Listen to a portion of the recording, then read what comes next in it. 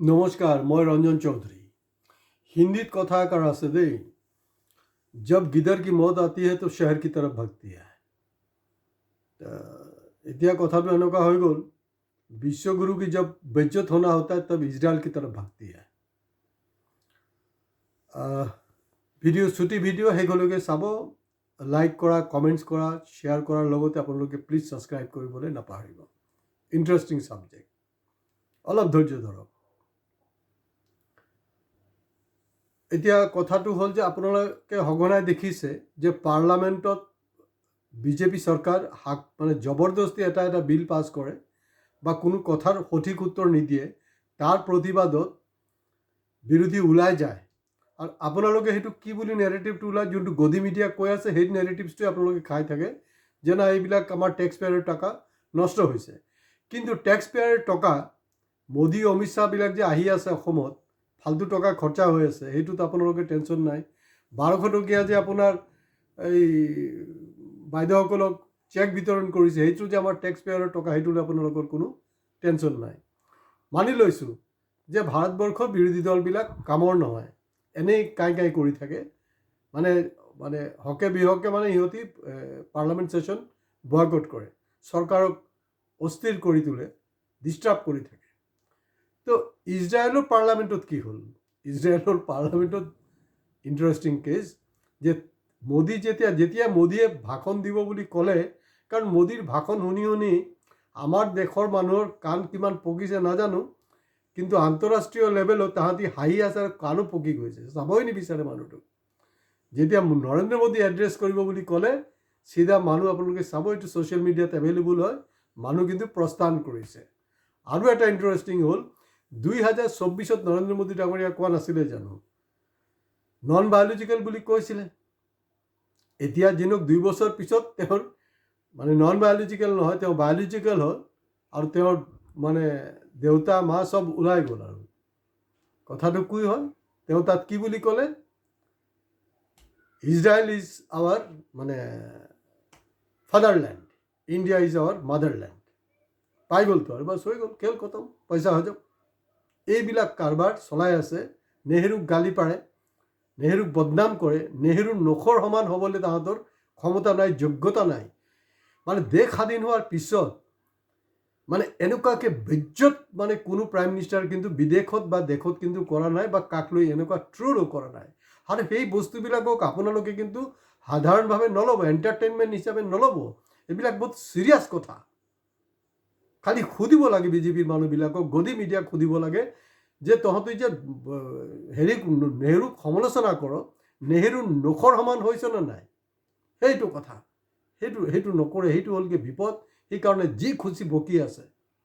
আৰু তাত একদম মানে ইণ্ডিয়াততো বেজ্জতে মানে গোটেই বিশ্বগুৰু, মানে গোটেই বিশ্বত বেজ্জত হ'ল।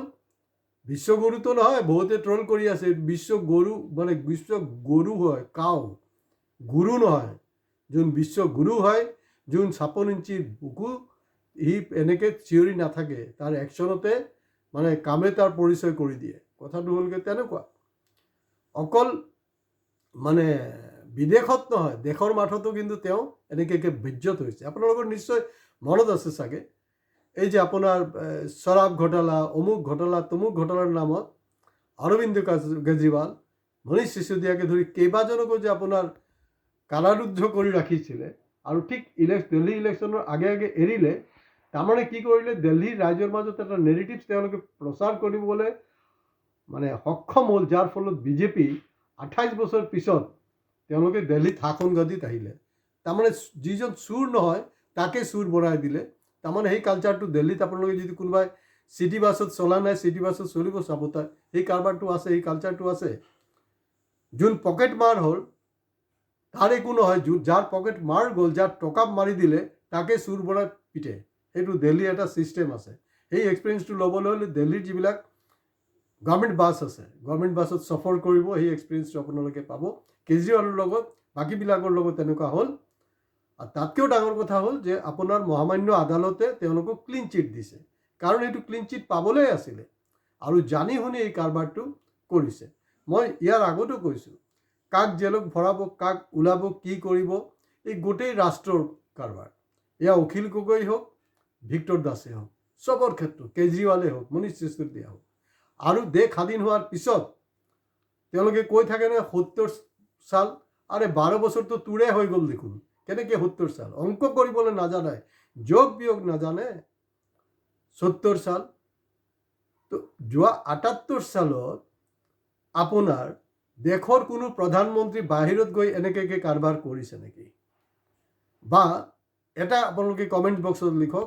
মোৰ এটাই আবেদন যে দেশ স্বাধীন হোৱাৰ পিছত একজন চিটিং চিফ মিনিষ্টাৰক জেলত পোতাৰ ৰেকৰ্ড আছে নে নাই?